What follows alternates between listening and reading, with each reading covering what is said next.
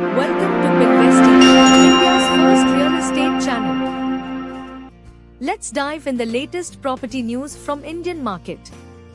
After 14 years, the development authorities of Noida, Greater Noida, and the Yamuna Expressway in Gautam Budh Nagar have revived efforts to establish a unified policy for land allocations. This policy would cover industrial, group housing, and commercial land, aiming to streamline eligibility criteria, lease terms, rent structures, and procedural formalities across these jurisdictions. Initially proposed in 2010, the Unified Land Policy aimed to bring coherence and transparency to land allocations. Discussions on this topic were reinitiated last month during a Greater Noida Authority Board meeting chaired by Chief Secretary Manoj Kumar Singh. A document titled Unification of Policies of Noida, Greater Noida and YEIDA was presented, with officials noting that if the policy is adopted, it could standardize regulatory frameworks, making the process clearer and more predictable for businesses and investors.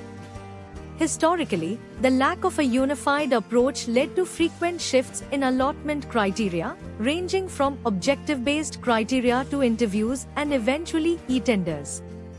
Although the authorities ultimately returned to objective-based criteria, this inconsistency resulted in an industrial land allocation suspension lasting nearly 10 months. Concerns were raised by Industries Minister Nand Gopal Gupta over adopting criteria without formal CM approval. In 2010, Greater Noida Authority contracted the chartered accountancy firm SARC and Associates to draft a unified land allocation approach after officials highlighted operational inefficiencies due to policy inconsistencies. However, the project was halted due to logistical issues. In September last year, Chief Secretary Singh requested the renewal of SARC's contract to complete the unification policy.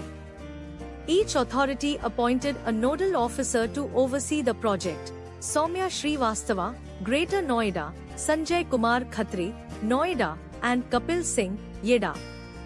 SARC and Associates agreed to resume work at the original rate from 2010, set at 36.5 lakh rupees plus GST.